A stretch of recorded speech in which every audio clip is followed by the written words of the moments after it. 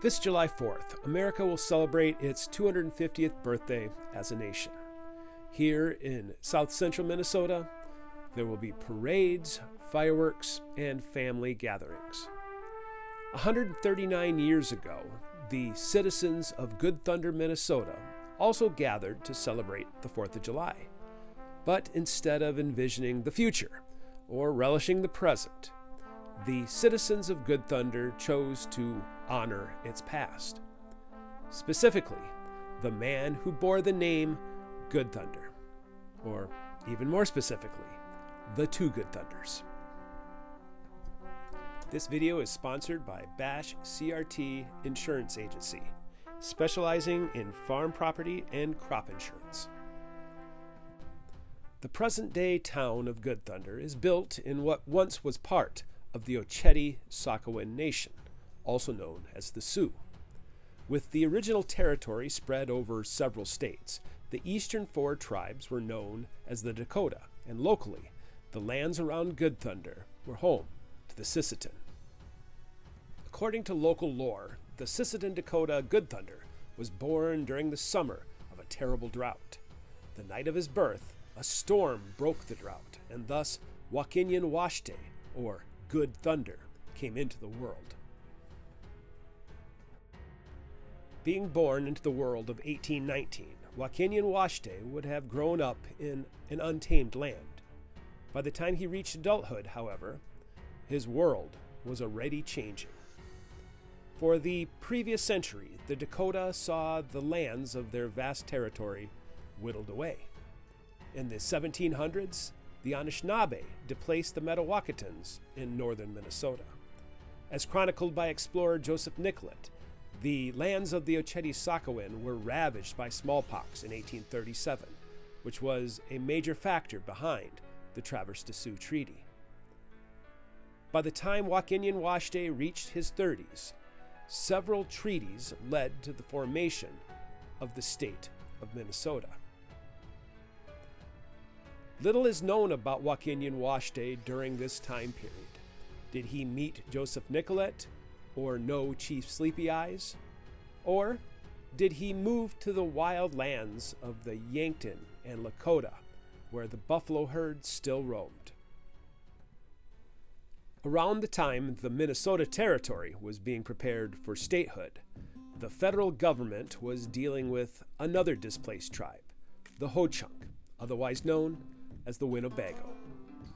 Originally, the Winnebago lived several hundred miles to the east near present-day Green Bay.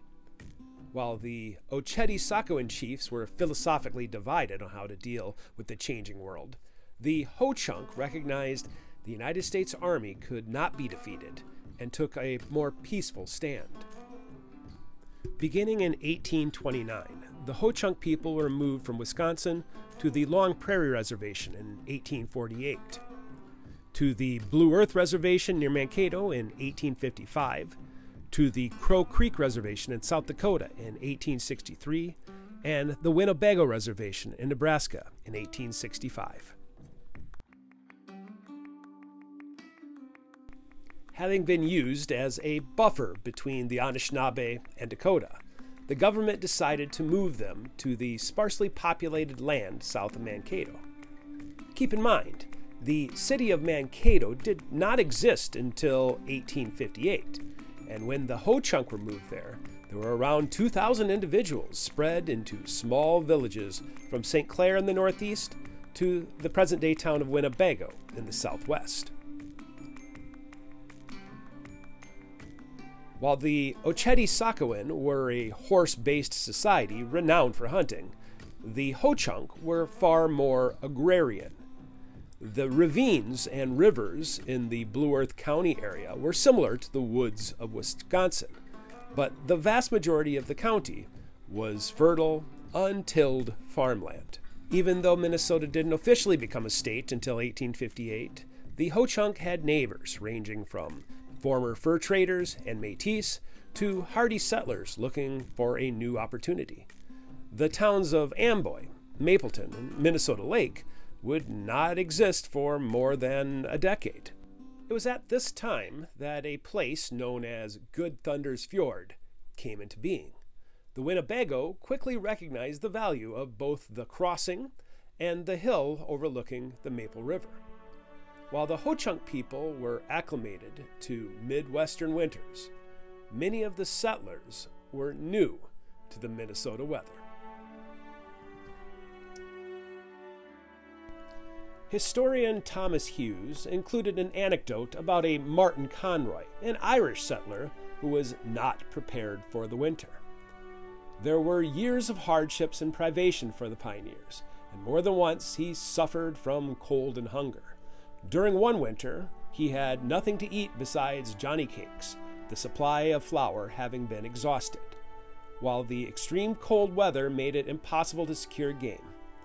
On one occasion, he traded his dogs with Chief Good Thunder for blankets in order that he might protect himself from the elements in the winter months.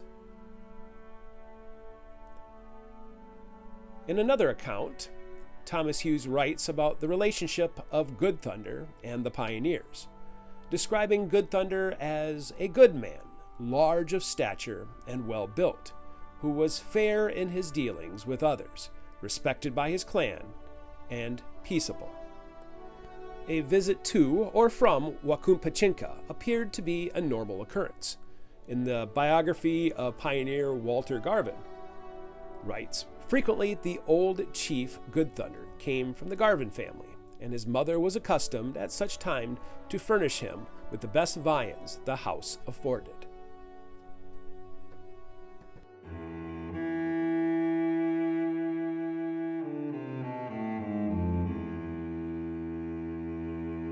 Elsewhere in America, conflict and war was brewing.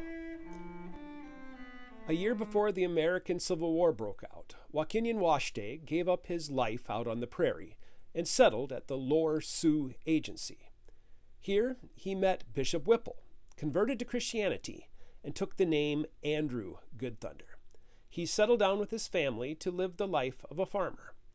Andrew's wife was also Dakota by the name of Snana, who also took a Christian name, Maggie. It's unclear if they had older children, but during their time near Morton, the Good Thunders welcomed a new child to the world. By the summer of 1862, the American Civil War was in its second bloody year. Although Minnesota was a sparsely populated state, its hardy pioneers enlisted to go fight in the East. On the reservation, the Dakota people suffered.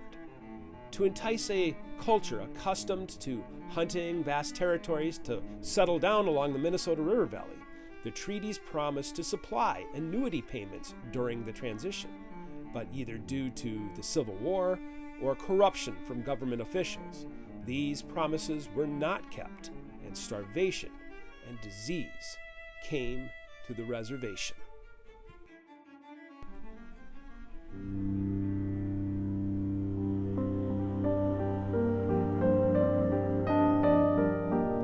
A week before the hostilities erupted, Andrew Good Thunder and his wife Maggie endured the death of their eldest daughter Lydia.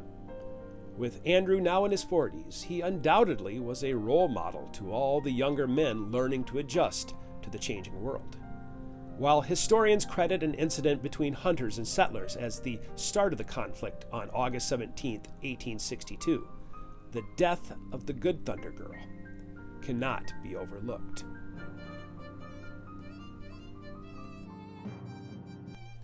Still grieving the death of his daughter, Andrew Good Thunder joined the uprising and fought in the early battles, including the Battle of Fort Ridgely.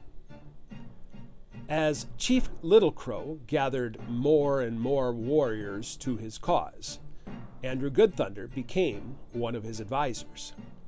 Yet the tactics used by Little Crow and Cut Nose upset Good Thunder. During a contentious planning meeting, Good Thunder openly mocked Little Crow's belief that Chief Hole in the Day of the Ojibwe would join the uprising. Angered by the challenge, Little Crow ordered his men to kill Andrew Good Thunder, but not a man raised their hand against him.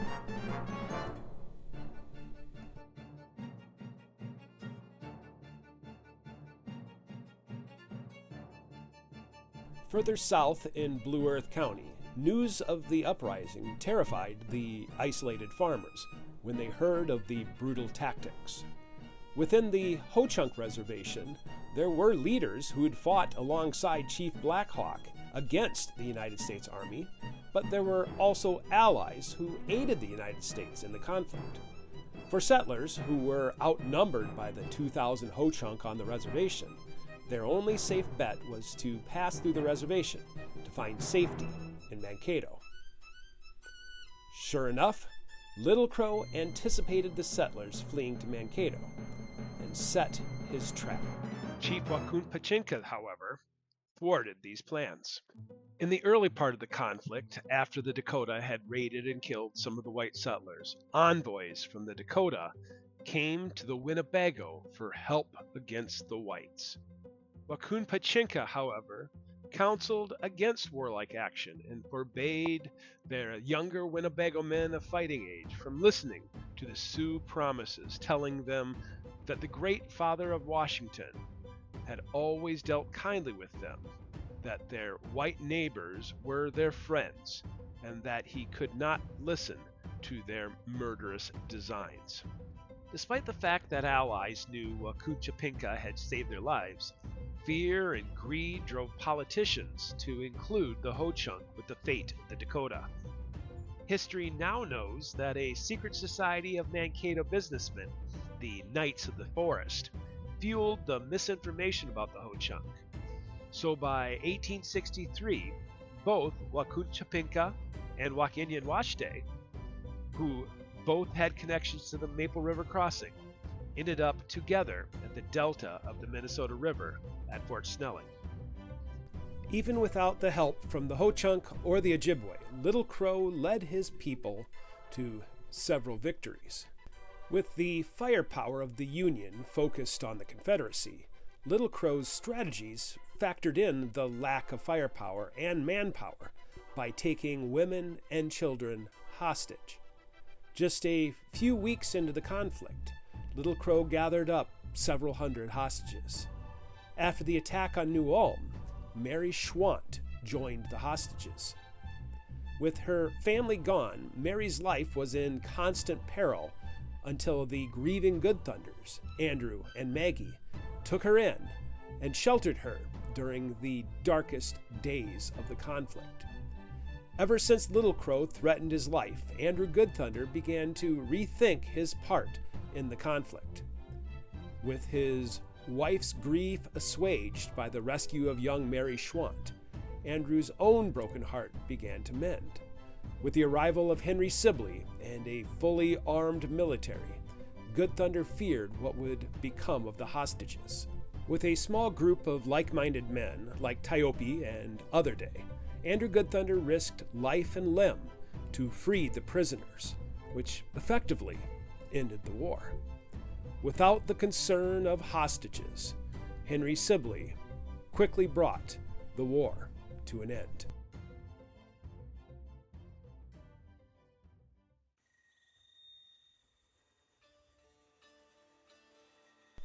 Like the rest of his Dakota people, Andrew Good Thunder ended up at an internment camp at Fort Snelling. Back in Blue Earth County, the Ho-Chunk learned that they too were going to be brought to Fort Snelling before being shipped out of Minnesota. The dark days at Fort Snelling turned even more tragic. Back at Mankato, Abraham Lincoln requested the deaths of 300 Dakota men before limiting the number to 38, still the largest mass hanging in U.S. history. Those who survived found the conditions at Fort Snelling to be deplorable, and Andrew and Maggie Good Thunder lost their two younger children, Winona and baby Chi-Chi. For Andrew Good Thunder, redemption for his part in the conflict led him to become a scout for Henry Sibley, as the military searched South Dakota for the Dakota that had fled west. His service allowed that his wife Maggie could find shelter at the town of Faribault. For Wakun Pachinka and the Ho-Chunk, they were sent by steamship with the Dakota to the Crow Creek Reservation along the Missouri River. In 1865, Andrew settled in the Santee Sioux Reservation in Nebraska, but after the loss of 3 children and a separation of 2 years, the Good Thunders divorced.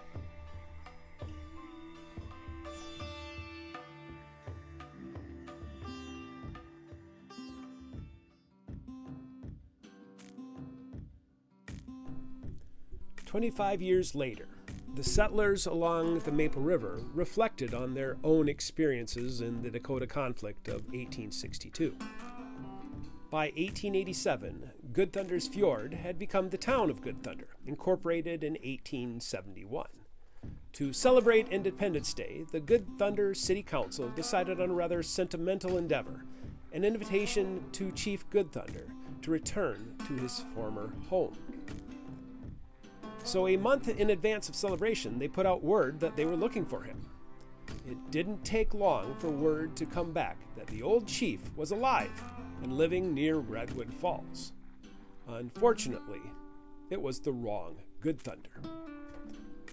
Wakun Pachinka had died on the steamships carrying the Ho-Chunk to South Dakota, and when the locals heard that the Good Thunder in Redwood Falls was Dakota, they were ready to change plans.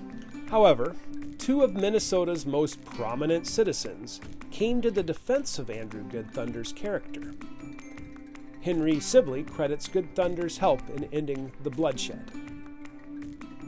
"I gave him prominent position amongst the Indian scouts, and he justified my good opinion of him by a fearless and faithful discharge of that dangerous service." Bishop Henry Whipple also spoke to the character of Andrew Good Thunder. "Andrew Good Thunder, one of the truest and noblest men I have ever known. He, with the other Christian Indians, saved 200 white women and children from death in the massacre of 1862. So despite never having met, Andrew Good Thunder accepted the invitation to speak at the 4th of July ceremony in Good Thunder. The 25 years had been filled with turmoil for the Good Thunder family. For a time, Good Thunder went west, where many Dakota refugees lived with their Lakota brothers like Sitting Bull and Crazy Horse. His wife Maggie remarried Charles Brass and surprisingly became a moral celebrity of sorts. Years later, the young woman she'd saved, Mary Schwant, told of the heroism showed by Snana. Andrew Good Thunder also found love again when he remarried a widow, Sarah.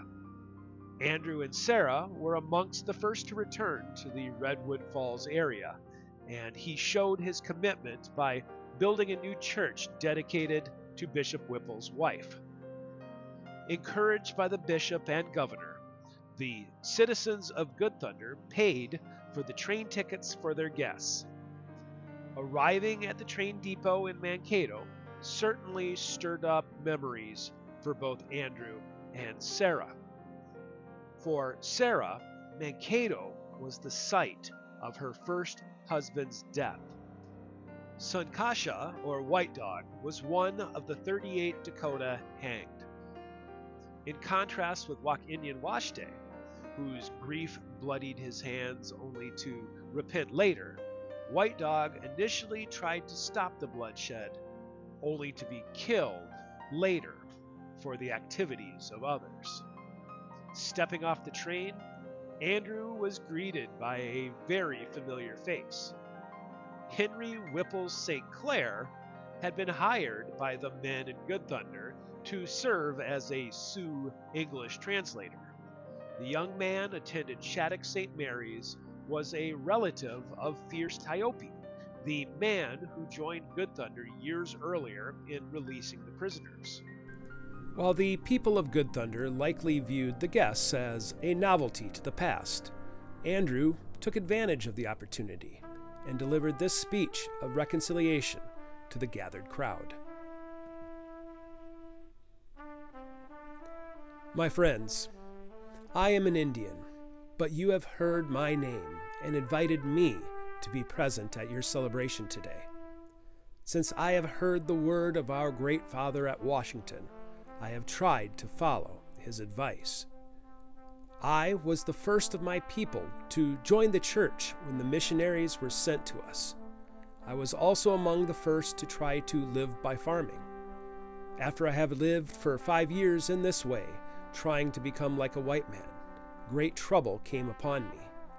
I mean the time of the Indian outbreaks in 1862. I was very sorry to see the sufferings of the women and children, who in large numbers were prisoners amongst the Sioux. I then wrote to General Sibley and asked him to write to the President and to Bishop Whipple. I said, "I will get possession of all these captives and bring them to you at any place you may appoint." He answered me and said, "Good Thunder, you have done well in all that you have said to me. In the spring you shall go with me to fight the Sioux. I will appoint you a scout." Good Thunder, there are 7 chiefs of the Sioux, but none of them have written to me, and you have made me very glad by your letter. This is my record. Our lands have all been sold, but I have bought a piece near my old home at Redwood, and am living there with my relatives.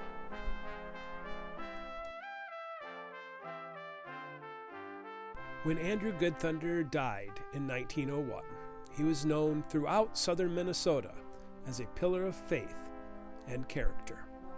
A century after the first generation of citizens invited Andrew and Sarah to their Independence Day celebration, the people of Good Thunder remembered their heritage and honored both Wakinian Washte and Wakun Pachinka with a mural at the center of town.